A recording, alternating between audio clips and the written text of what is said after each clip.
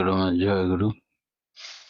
পরম প্রেমময় পরম দয়াল শ্রী শ্রী ঠাকুরের রাঙারাতুল চরণে এতক্ষণ যারা নামামৃত সুধা পান করলেন, তাদের মানব জীবন শ্রেষ্ঠ জীবনের একমাত্র উদ্দেশ্য ঈশ্বর প্রাপ্তি, তা যেন এই জীবনেই সফল হয়, এই কাতর প্রার্থনা। অনুলোম সন্তান পিতৃবর্ণ পায় কেন? জাইগোট ফরমেশনের থেকে শুরু করে জীবন কোষ যখন গঠিত হয়, তখন শুক্রকীট এবং ডিম্বকোষ দিয়ে ব্লাড হলো স্পার্ম বা শুক্রকীটের ডিম্বকোষের সরবরাহ করে না, তাই সন্তান পিতৃবর্ণ পেয়ে থাকে। অবশ্য তার থাকে মাতৃবর্ণ অনুযায়ী।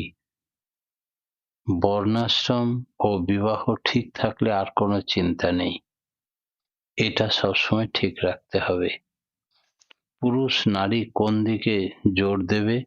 যে মেয়েদের শারীরিক, মানসিক, আধ্যাত্মিক সতীত্ব অক্ষুণ্ণ থাকে এবং বিয়ে ঠিক মতো হয়, তাদের ছেলেপিলে বিশেষভাবে শ্রেষ্ঠনিষ্ঠ হবে।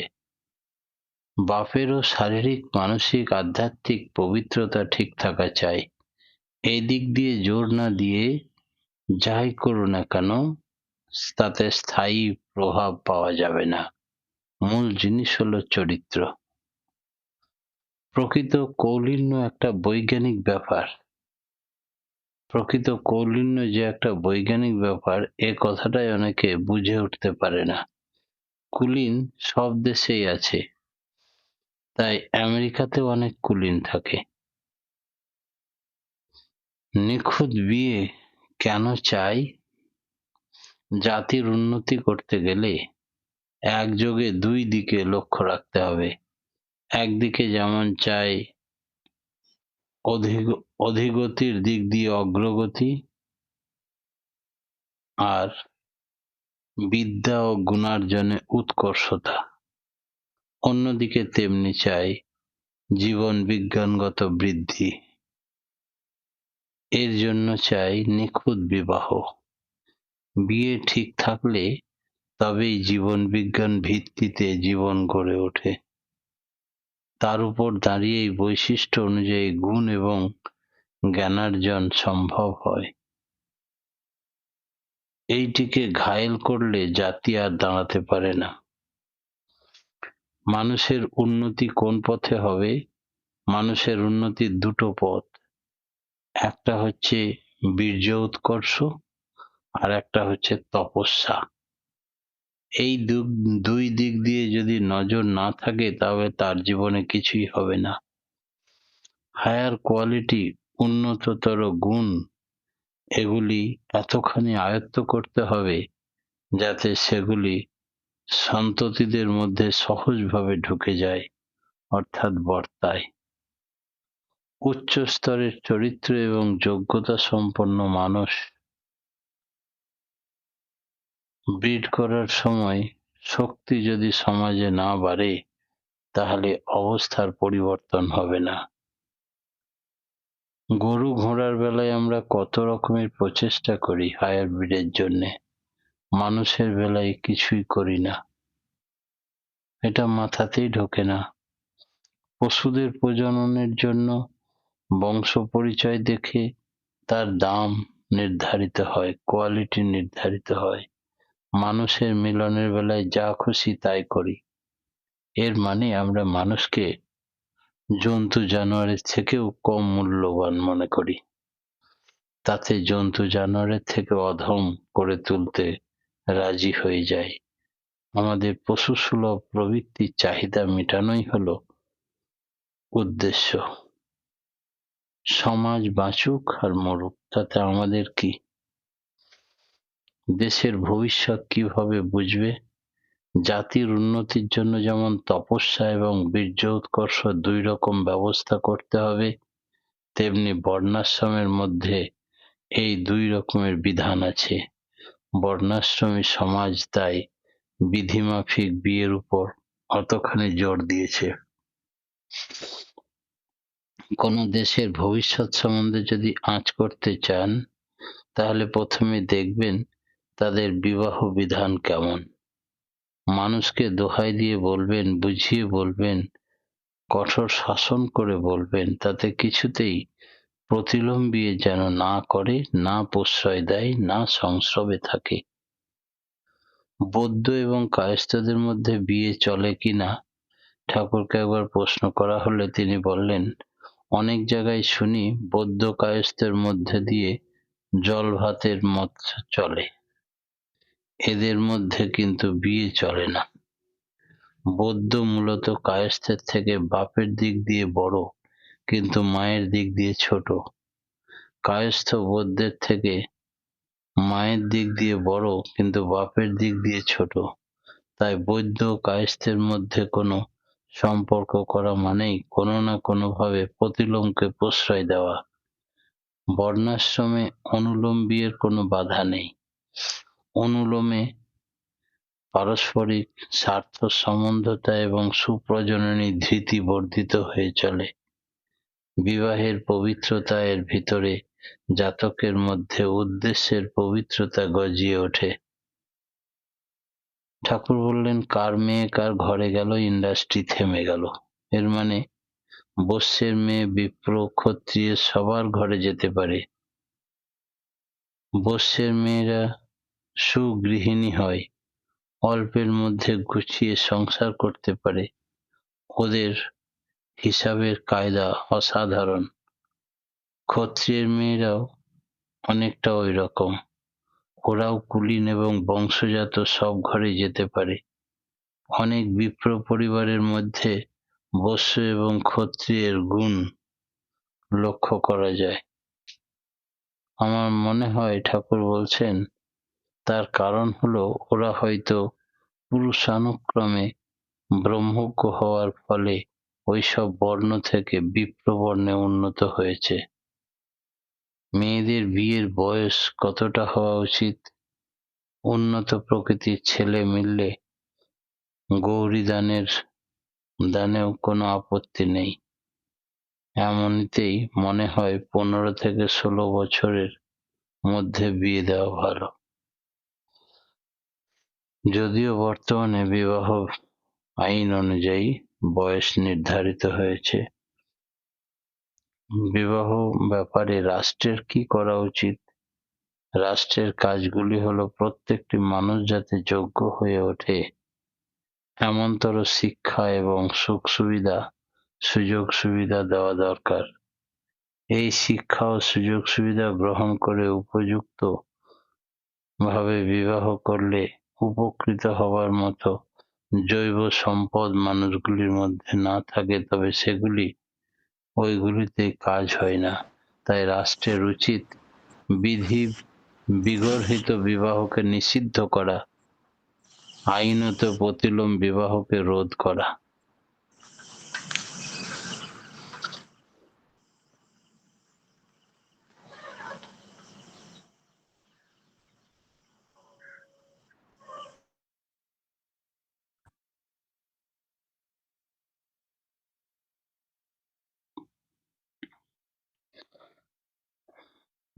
বিয়ে যেমন যেমন করে হওয়া উচিত তা যদি না হয়, তবে সন্তান সন্ততি জৈব সম্পদ ক্ষয়প্রাপ্ত হতে থাকে।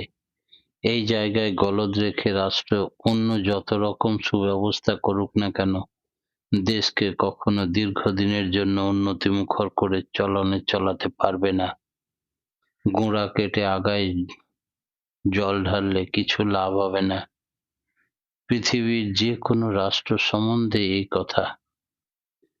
ব্যক্তি স্বাতন্ত্র্য দিয়ে রাষ্ট্র কখনো জীবনের পরিপন্থী বিবাহ নীতিকে প্রশ্রয় দিতে পারে না। তা যদি দেয়, তবে আজই হোক আর কালই হোক, সে রাষ্ট্র একদিন বিপন্ন হতে দেখা যাবে। রাষ্ট্রনীতিবিদ যারা, তাদের যদি প্রজনন বিজ্ঞান সম্বন্ধে জ্ঞান না থাকে এবং জ্ঞান না থাকার দরুন তারা যদি এই সম্বন্ধে যা তা হতে দেয় এবং যা করতে দেয়, তার ফলে একদিন ফল পেতেই হবে। এই ব্যাপারে অজ্ঞতা এবং অজ্ঞানতায় পরিচয় দেবে, সে তত পিছিয়ে পড়বে। রাষ্ট্রনায়কদের উচিত পূর্ণ জ্ঞানী ঋষিদের কথা মতো আনুগত্য নতি বজায় রেখে আর্য কৃষ্টির ধারা ও বাহককে মেনে চলে নিখুঁত সবর্ণে বিবাহ যেন হয়, কোনো পদে ভুল না হয়, সেইভাবে দেবমানুষ নেমে আসে সেধারে আইন প্রণয়ন করে সঠিক নীতি নির্ধারণ করা। সমাজের তিনটি বাঁধন, প্রধান বাঁধন, জন্ম, পরিবেশ এবং শিক্ষা, এমনভাবে সাজিয়ে তুলতে হবে যাতে শুভবুদ্ধি প্রাবল্য দেখা যায়। গোড়ায় যেখানে বাঁধন দেওয়া দরকার সেখানে যদি বাঁধন না দেওয়া যায় তবে সারা গায়ে বিষ ছড়িয়ে পড়তে পারে। বাঁধনের পর বাঁধন দিলে কোনো কাজ হয় কিনা জানি না, তবে শিক্ষা, দীক্ষা, বিবাহ, সমাজের এই তিনটি বাঁধন ঠিক রাখাই চাই। তখন রাষ্ট্র হেলে দুলে আনন্দে নাচতে নাচতে ঊর্ধ্বগতির দিকে এগিয়ে চলতে পারে। আমাদের কথা অর্থাৎ আর্য বেদ বিজ্ঞানের কথা বাদ দিয়ে মানুষ যেখানেই যত নাচুক, মানুষের বাঁচাবার আর স্বার্থ তাতে ততখানি এগোবে তা বোঝা যায় না। অনেকে ঠেকে, অনেকে ঠেকে শেখে, অনেকে শেষকালে এই দুয়ারে আশায় লাগবে। তাই জন্ম যেন ঠিক হয়, পরিবেশ যেন ঠিক হয় এবং শিক্ষা যেন উপযুক্তভাবে পায়, এই তিনটি বাঁধন মানুষকে উন্নত করে তুলবে। সমাজের পরিবর্তন, স্থায়ী আনন্দ, সুখ, সমৃদ্ধি সম্ভব হবে। মানুষ ভিন্ন ভিন্ন প্রকৃতির হয় কেন?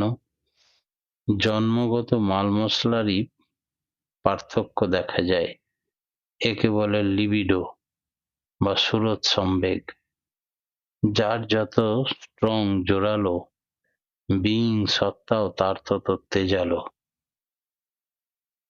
ডেডিকেট, উৎকর্ষ করার শক্তি এবং ডিটারমিনেশন, সংকল্প তার তত দৃঢ়। মস্তিষ্ক তার তত অ্যাক্টিভ, উপায় উদ্ভাবন প্রবণ, জ্ঞান ও তার সমুজ্জ্বল, অনুসন্ধিৎসু, ব্যগ্র এবং ততখানি সিদ্ধান্ত তার তত ক্ষিপ্র। এটা আবার নির্ভর করে বাপ মায়ের উপর। পিতামাতার মধ্যে যেমন গভীর অনুরাগ এবং আকুতি নেই, সে সন্তানও ঢিলে গা ঢালা হালকা গোছের হয়। ধর্ম তো সুবিবাহ, সুপ্রজনন, সুশিক্ষার জাগরণ দেশকে বাঁচাতে গেলে একান্ত প্রয়োজন। কেন? ধর্মদ সুবিবাহ, সুপ্রজনন ও সুশিক্ষার জাগরণ যদি না হয় তাহলে দেশে মানুষের মতো মানুষ হবে না। আর দেশে মানুষের চাইতে অমানুষের সংখ্যা যদি বেশি হয় তবে যাই করা যাক কিছুতেই কিছু হবে না। সুপ্রজননের সম্বন্ধে ঠাকুর বলছেন একখানা তথ্যমূলক পবিত্র বই লেখা দরকার, যা বাপ মেয়ের কাছে পড়তে পারে, যাতে পুরুষ এবং মেয়ের প্রবৃত্তিমুখী ঝোঁক না হয়, তাদের সহজে পতন না হয়, কুৎসিত আসক্তি, কদাচার, অবিচার, ব্যভিচার, পুরুষ এবং মেয়েকে যেন আকর্ষণ করার থেকে বাঁচানো যায়। ইষ্টনিষ্ঠতাই সত্যের তত্ত্ব এবং অস্তিত্বের পরম উৎস। সত্তত্ত্ব এবং অস্তিত্ব, সতীত্ব তিন রকমের, আধ্যাত্মিক, মানসিক ও শারীরিক। এর কোঅর্ডিনেশন না হলে কমপ্লিট ইফেক্ট পাওয়া যাবে না। কিভাবে সেটা পাওয়া যায় সেই সম্বন্ধে সুন্দরভাবে বুঝিয়ে বই লেখা প্রয়োজন। প্রতিলোমের ঝোঁক বেড়ে যাচ্ছে কেন সমাজে? দেখতে হবে ভালোর সম্ভাবনা কিসে বাড়ে, মন্দের সম্ভাবনা কিসে কমে। তা না করে ভালোর সম্ভাবনাকে একেবারে খতম করে দিচ্ছে। চার চোখে দৃষ্টি নিয়ে দেখতে হবে। তারপরে শ্রদ্ধা থেকে জয় করে দাদা। পরম প্রেমময় শেষী ঠাকুরের রাঙারাতুল চরণে প্রদীপর থেকে সার্বিক মঙ্গল প্রার্থনা জানিয়ে আজকের মতো ইষ্ট প্রসঙ্গ এখানে স্থগিত রাখলাম। জয় গুরু।